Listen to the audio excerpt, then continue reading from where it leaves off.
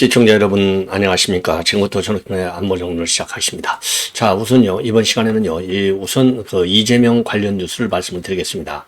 여러분들이 이재명 하면 뭐 여러 가지가 생각이 들죠. 뭐 거짓말로 우선 제일 잘한다, 뻔뻔스럽다, 내로남불이다, 이런 것도 있지만은요, 이재명 주변에 있는 사람들이 많이 그동안에 생명을 잃었어요. 자, 제가 지금 계산해 보니까 너무나 많아가지고 저도 헷갈리는데, 한 8명 정도가 생명을 끊었고, 한 2명 정도가 미수에 그쳤다, 이렇게 볼 수 있는데, 또 한 명이 사망한 것으로 그렇게 지금 인터넷망에 쫙 뜨고 있습니다. 이게 정식 뉴스는 아직 나오지 않고 있고 인터넷 커뮤니티에 많이 나오고 있고요. 이 백광현 TV에서 이거를 주도적으로 많이 보도하고 있습니다. 그래서 요 내용을 한번 분석해 드리겠습니다. 여러분들께서 잘 생소한 이름인데 진유천이라고 하는 이 필명을 가진 사람이고요. 실명은 진효희라고 합니다. 성남 FC의 핵심 증인으로 되어 있다고 그래요. 그러니까 이게 사법 리스크가 얼마나 크겠습니까? 자, 왜냐면 우일에 끝났잖아요. 대장도 끝났잖아요. 그러면 그 다음에 가는 것이 이제 이 성남 FC 그리고 백현동 요런 순서로 이제 간다. 이렇게 지금 얘기가 전해지고 있으니까 이제 대장동이 이제 언제 끝날지는 모르지만은 일단 자기 순서가 오는 게 맞기는 맞지 않습니까? 이런 심리적 부담도 상당히 좀 작용하지 않았나 이렇게 생각이 들고요. 지금 이 강원도에서 지금 낚시를 하다가 파도에 밀렸다고 하는데 이게 이제 우연 사고일 수도 있고 두 가지 가능성이 있는 것 같아요. 자, 그러면서 요 내용을 자세히 설명을 드리도록 하겠고요. 그 다음에 문다혜와 관련해서 또 말씀을 드리겠습니다. 이제 문다혜가요, 국회 국정감사, 그러니까 이제 경찰청 국감장에서까지 나오고 있습니다. 여러분들이 아무리 생각해도 분노를 하지 않을 수 없어요. 자, 그래서 이제 국회 청문회 과정에서도 이거 마약, 이런 설과 관련해서 이제 질문이 좀 이어지고 있고, 그리고 지금 아직도 문재인이가 직접적으로 자기 육성 메시지는 나오지 않고 있지만은 제1차 메시지는 조국을 통해서 나왔고요. 2차 메시지는 이제 윤건영을 통해서 나왔다. 그래서 이제는 진짜 본인 입으로 나오는 직접 메시지, 간접 메시지는 2번 나왔어요. 자, 저는 그렇게 이제 판단합니다. 왜냐?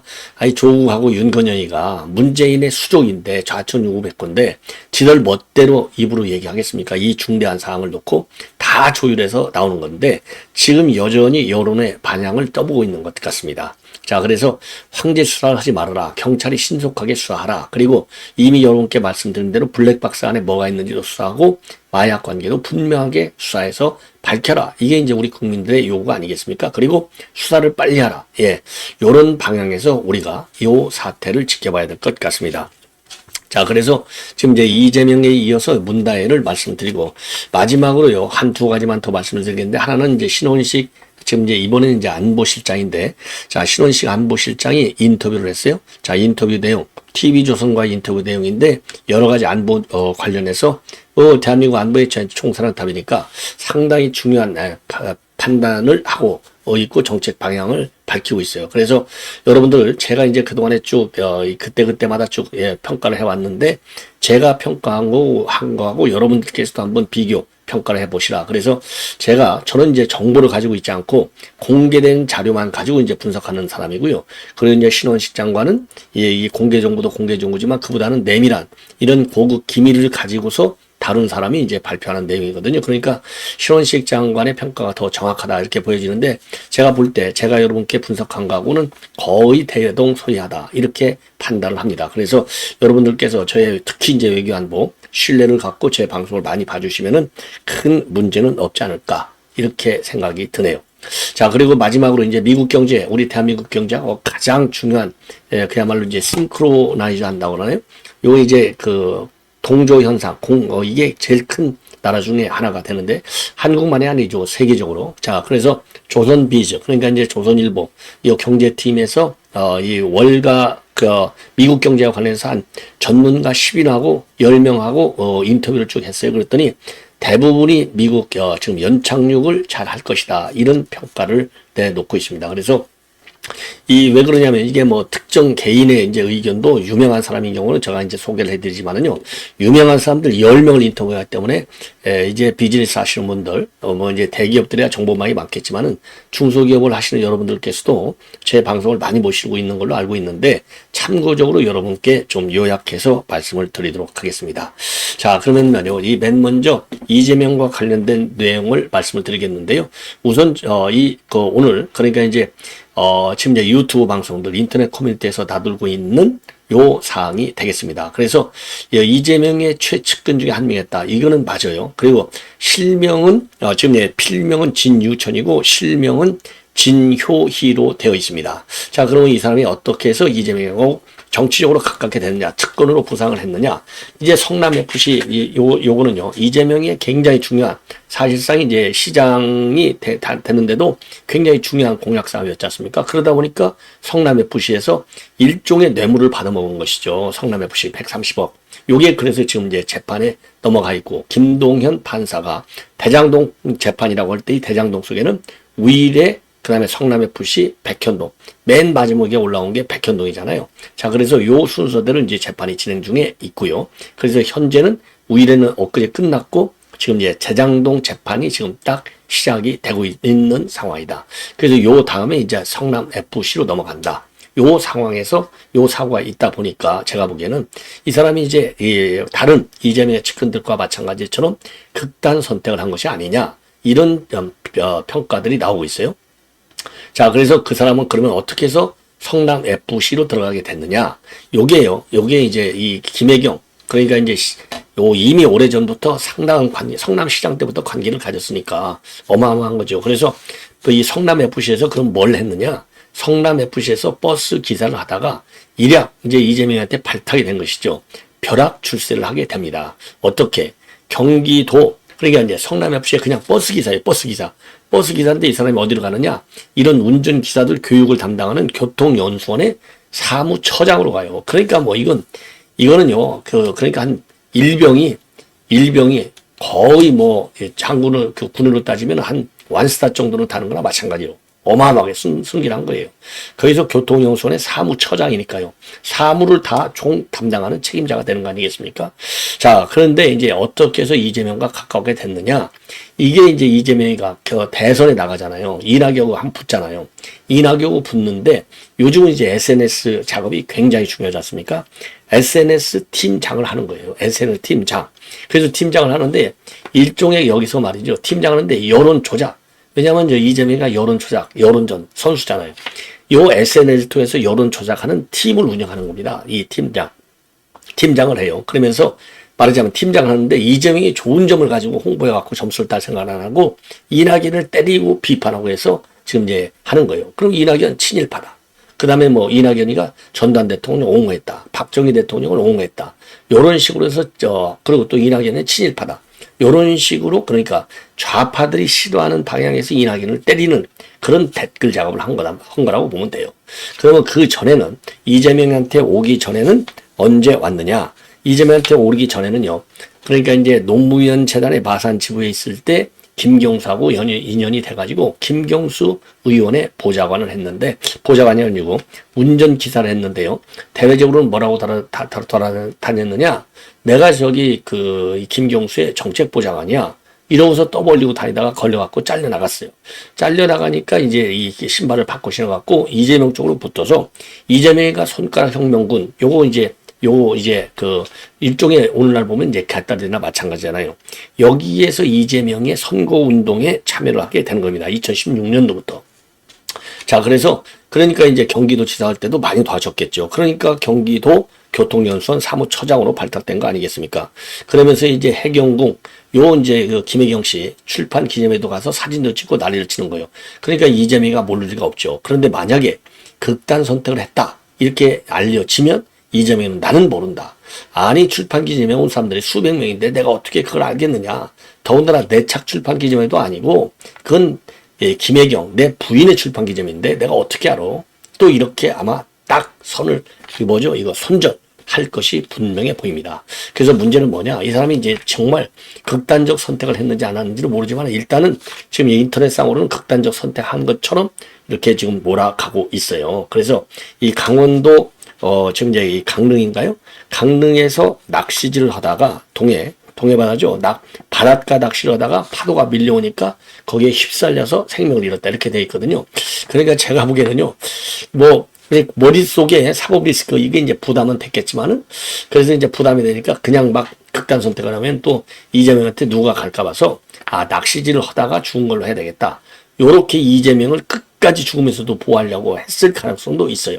예, 그런데 그거라기보다는 이제 이 바다 낚시를 좋아하는 사람이다. 만약에 취미가 바다 낚시다. 이렇게 요게 이제 거기까지는 제가 파악이 안 됐는데 바다 낚시가 취미다 그러면은요. 극단 선택이 목적이 아니고 바다 낚시를 갔는데 사고를 당하다 보니까 이재명의 측근들이 너무나 많이 극단적 선택을 했고 그러니까 이 사람도 극단적 선택을 한 거 아니냐. 요렇게 추론하는 그런 과정에 있지 않나. 그래서 저는요.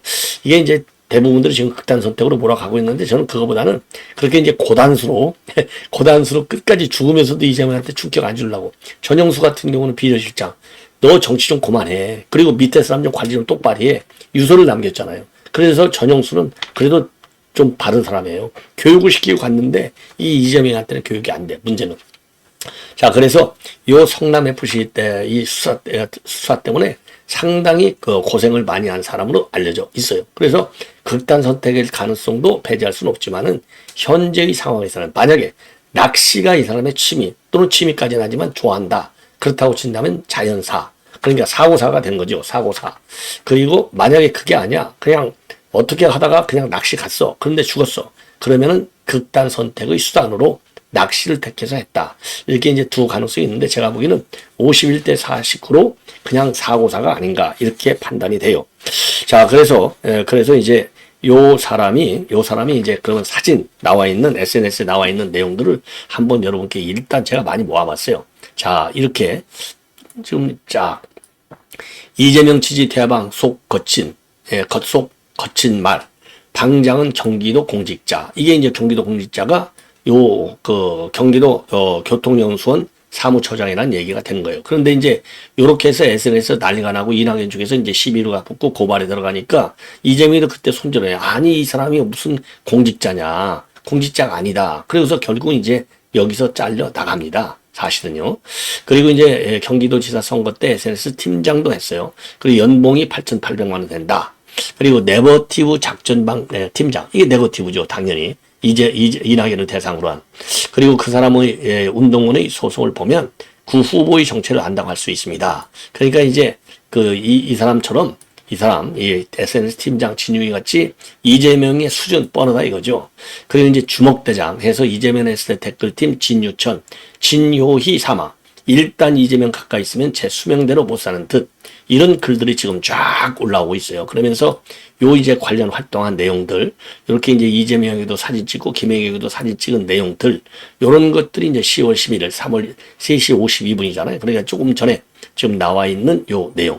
요런 지금 SNS 글, 이런 것들이 쫙 나와 있고요. 자, 그래서 이제 일부에서는 이렇게 이제 얼굴은 가려져 갖고 나오고, 일부에서는 다 이렇게 속 시원하게 나오고 있습니다. 자, 요거를 쭉 보면은요. 자, 미안한 얘기지만요. 이게 이제 이재명 부인하고 김혜경을 찍은 이 진유희 씨, 그리고 이재명을 찍은 진유희 씨. 예, 이렇게 찍는데 이제 또 모른다고 하겠죠. 여기 이제 비꼬는 딱 하고 있지 않습니까? 요 사람이 이제 죽은 거예요. 예, 죽은 거다. 자, 그래서 그러면은 과연 이번 기회에 이게 하도 많아갖고요. 제가 이제 계산을 해보니까요. 야, 어마어마하게 많아요. 저도 정말 기억이 안 날 정도로 많은데 그래서 메모를 해봤더니 유한기, 그 다음에 김문기, 이병철, 전영수 설명 안 드려도 아시겠죠? 자, 유한기는 성남도시공사 본부장, 김문기 처장, 그 다음에 이병철, 이 사람이 이제 변호사비 대나무요. 그 다음에 전영수 비서실장, 4명이죠? 그 다음에 김현욱, 이 사람은요, 이 보안사 출신, 기무사 출신의 배소연이, 그러니까 동거남. 그래갖고 이제 이 김혜경이 기사했던 사람, 김현욱. 그 다음에 이제 이렇게 보면 지금 5명이잖아요. 그 다음에 6번째가 누구냐면은요. 6번째가, 지금 6번째가 또 하나 있어요. 예. 6번째가, 지금, 한 명이 또 지금 갑자기 이름이 여기가 지금 제가 썼는데요. 자, 이 한 명이 또 있고, 그 다음에 지금 이 사람이 그러니까 지금 7번째쯤 되는 것 같고요. 7번. 그 다음에 이제 2명이 미수인데, 그 중에 이제 한 명이 유동규 본부장도 이제 이거 수면제. 이거를 열알인가 몇 알 먹었는데 큰일 날 뻔했다는 거 아니에요? 그 다음에 김만배도 또 자살을 시도했지 않습니까? 이렇게 해서 한 7, 8명 정도가 되는 것 같아요. 아, 그리고요, 또 한 명. 지금 이제 5명까지가 이제 유한기, 김문기, 이병철, 그 다음에 전영수, 비서실장, 김현욱, 배소연의 통건함. 김혜경의 운전기사 5명이잖아요. 6명째가 누구냐면 한국일보 기자, 김만배한테 돈 받았다는 사람. 예, 기자. 이 사람이 한국일보 간부죠. 요게 이제 6명째가 되는 것이고, 그 다음에 이제 진요희가 7명째가 되는 것이고요. 이렇게 해서 지금 어마어마하게 드러나고 있습니다. 예. 자, 그러다 보니까 아까 이제 말씀드린 대로 요렇게 지금 이제 SNS에 이제 어마어마하게 지금 많이 나오고 있는 상황이 된다. 자, 이렇게까지 이제 이 정도로 이제 말씀을 드리고, 그 다음에요. 그 다음에 이와 관련해가지고, 지금 이제 어느 보도를 보면은요, 또 뭐 8명이라고도 나와요. 그러니까 뭐 한 7, 8명 정도는 되는 것 같습니다. 참 기가 막히죠? 야, 이 정도가 되면 이재명이가 정말 인간이 이게 어디까지 가야 되는지, 그리고 해경군 김씨 이것도 문제가 될 수 있으니 요거를 바꿔라. 요 얘기한 사람도 바로 이 사람이라고 합니다. 자, 자, 그래서 이제 요 정도로 해서요. 나중에 이제 별도로 또 공식적으로 이제 언론에서 확인 보도가 나오면 그때 또 추가적인 보도를 해드리도록 하겠고, 그다음에 문다에 관련해서는 이제 국감에서 경찰청 검사할 때 나온 게 이미 여러분께 말씀을 드린 대로 마약 수사까지 얘기를 했습니다. 왜 마약 수사 안 하느냐? 그리고 이제 이 블랙박스 일은 어떻게 됐느냐? 이런 얘기를 하고 있고, 그 다음에 이제 중요한 것 중에 하나는 이제 누구죠? 요 문재인의 입장이 공식적으로 안 나왔지만은 사실상 문재인의 입장은 이미 나온 거나 마찬가지예요. 조의가 뭐라고 그랬습니까? 그거는 성인이잖아. 그러니까 문다의 책임이야. 문다혜가 먼저 사과를 해야 돼.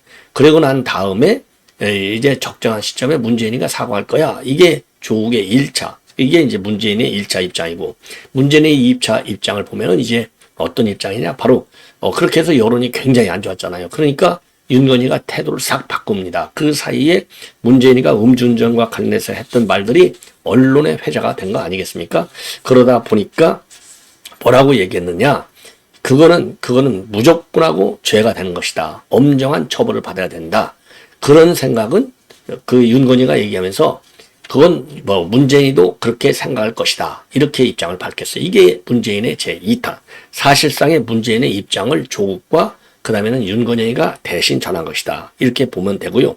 그리고 지금 이제 국회에서도 된 것처럼 그래서 경찰에서 수사 중에 있는데 왜 아직도 안 부르고 있냐. 그러니까 국감장에서 문제가 된 것은 마약 수사가 어떻게 되느냐. 왜 안 하느냐. 해야 될 거 아니냐. 그리고 빨리빨리 수사를 해야 될 건데 왜 지금 2주째로 넘어가는데 벌써 2주째 넘어가지 않습니까? 넘어가는데 아직도 부르지 않느냐? 도대체 언제 부를 거냐? 그 다음에는 이제 공개 수사할 거냐? 비공개 수사할 거냐? 아니, 경찰에서 왜 비공개 수사하냐?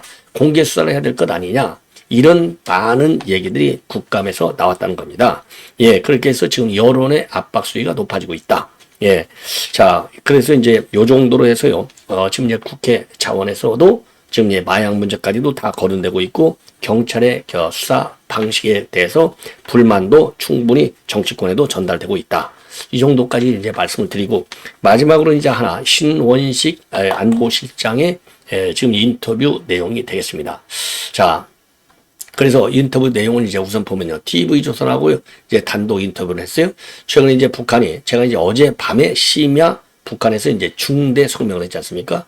거기에 대해서 이제 우리가 보냈냐 안 보냈냐 이거는 지금 이제 밝히지 않는 게 좋겠다. 일일이 대응하는 자체가 북한에게 말려드는 것이다. 예, 요렇게 입장을 내놨고요. 물론 이 합참 군에서도 사실 여부는 확인해 줄 수 없고 국제적으로 망신스러운 도발, 그러니까 이제 오물풍선 도발을 지금 하지 말아라, 중단하라.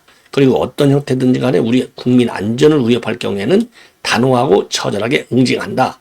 이런 입장을 내는 거예요. 그러면서 확인해 줄 수 없다, 합참. 따라서 그 연장선상에서 이 안보실장도 북한이 어떤 문제를 제기했다고 해서 우리가 확인해 준 것 자체가 북한이 원하는 대로 말려드는 것이다. 그리고요, 북한의 주장이 사실인지를 확인해 주는 과정에서 우리 사회에서 논쟁이 돼서 북한이 우리를 도발하고 위협하는 행위는 잊어버리고 우리 내부에서 남남 갈등이 일어날 수 있는 문제가 있다. 군도 그런 측면에서 확인해 줄 수 없다는 입장을 낸 것으로 알고 있고 우리 정부도 군의 입장을 수용하고 찬성하는 입장이다. 이렇게 판단을 그렇게 이제 입장을 내놨습니다. 그리고 평양에 도달할 수 있는 무인기라면 군용일 가능성이 높다. 이런 시각이 있거든요. 왜냐하면 이건 상당 수준의 무인기 기술이 있어야 되잖아요. 그래서 무인기는 군용과 상용할 것 없이 활동 범위가 굉장히 지금 확대되고 다양하게 운용되고 있기 때문에 저 정도 능력이 군용밖에 없다고 단정할 수는 없다. 이렇게 밝히고 있습니다. 그리고 북평양 상공에서 무인기가 전단을 살포했는데 이거를 주민들한테 북한이 알렸어요. 그래서 이제 북한 주민들이 이제 이거 북한이 방공에 뚫렸네 이렇게 알게끔 한 것은 뭐냐, 왜 그러느냐 이렇게 이제 이거를 해석하고 있습니다. 북한 체제는 체제 위협이 존재해야 안정되는 역설적인 체제다. 북한은 끊임없이 체제 위협이 있는 것처럼 외부에서 마치 북한을 침략할 것처럼 해가지고 그 공포를 이용해서 집권을 유지해왔다. 이게 이제 그만큼 체제 위협이 존재해야만 안정되는 체제. 요게 이제 제가 말씀드린 대로 체제 위협이 실제로 저는 존재한다 이렇게 보는 것이고요. 그리고 최근에 한류 유입 등으로 인해서 북한 주민들이 특히 MZ세대가 외부의 체제 위협 자체를 믿지 않기 시작했다. 제가 그랬잖아요. 그래서 MZ세대가 사실상이 굉장히 김정은한테는 위험한 세대가 된다. 이렇게 말씀드려왔는데 생각이 같아요. 그리고 김정은이가 평양 방공망이 뚫렸다는 것을 인정하는 데서 오는 손해보다는 체제 위협의 호기를 활용하는 이익이 더 크다는 전략적 판단으로 요 전단 살포를 공개했다. 그러니까 체제 위협의 호기를 이용하는 거예요. 그 정도로 지금 체제 위협이 실제적으로 내재하고 있다는 것이죠. 만약에 체제 위협이 내재하지 않으면 이렇게까지 만들어서까지 알려주면서까지 체제 위협을 갖다가 적나라하게 보여줄 필요가 없는 것이죠. 그러니까 제가 체제 위협이 생각보다 클 것이다. 요런 평가하고 거의 저희 평가가 이제 맞지 않나 이런 생각이 들고요. 그 다음에 이제 바이든 대통령이 윤 대통령한테 지금 이 3자 캠프 데이빗 후속 회의를 열자 이 문제에 관해서는 11월 중순에 이제 에이펙 회의도 있고 G20 회의가 있는데 다자 회의를 계기로 해서 정상회의도 할 수 있지만 별도로도 할 수 있다. 그래서 별도로 지금 12월 말쯤에 연말쯤에 그러니까 에이펙도 하고 G20 왜냐하면 에이펙하고 G20은 11월 중순에 있게 되거든요. 예, 그래서 지금 이제 G20 같은 경우는 지금 이제 브라질리아 지금 리오데자네이루에서 있게 되는 회의가 됩니다. 11월 18일에서 11월 20일 G20 정상회의가 열리고 그 다음에 이제 페루에서 에이펙 정상회의가 열려요. 그러니까 내내 중남미 어마어마하게 먼 데잖아요. 거기에서 이제 할 수도 있는데 그렇게 보다는 왜냐하면 그 지금 다자회의를 계기로 해서 이 에이펙 정상회담까지 3자 정상까지 하려면 준비가 좀 소홀해질 수 있다는 겁니다. 그래서 지금 캠벨 미 국무부 부장관이 요것 때문에 그 별도로 온다는 거 아니에요. 일본하고 한국을. 자, 그럴 정도로 지금 미국도 굉장히 중시하고 있는 회의가 되겠습니다. 그런 측면에 왜냐하면 이 다자 정상회의 때 양자 이렇게 2자 3자 이렇게 회의하면요. 이게 짤막한 회의밖에 되지 않아요. 그러니까 캠프 데이비드 정신 요게 상당히 묻혀져 버리는 거죠. 다자 정상회의 때문에.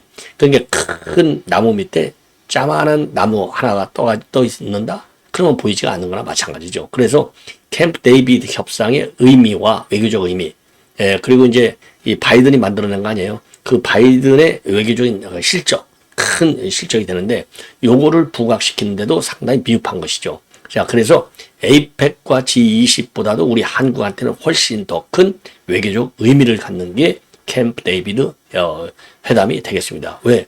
북한의 핵 문제와 관련해서 한미 일체형 확장 억제 정책을 만들어내게 된 게 결정적으로 캠프 데이비드 협상이거든요. 그렇기 때문에 이게 굉장히 우리 한국한테는 굉장히 크다. 이렇게 저도 해석을 해서 연말쯤에 별도로 이제 회담을 하는 것이 저는 옳다 이렇게 생각이 듭니다. 그리고요 북한이 이번에 적대적 두 국가론을 내세우면서도 헌법에다가 통일 분구를 삭제하거나 영토에 관한 조항을 신설하지는 않은 것으로 그렇게 지금 알려주고 있지 않습니까? 그와 관련해서는요 협의 조항을 개정해 놓고서도 비공개했을 가능성도 배제할 수는 없다. 하지만 가능성은 낮은 것으로 본다. 저도 그렇게 생각합니다. 저도 그렇게 했지 않습니다. 왜?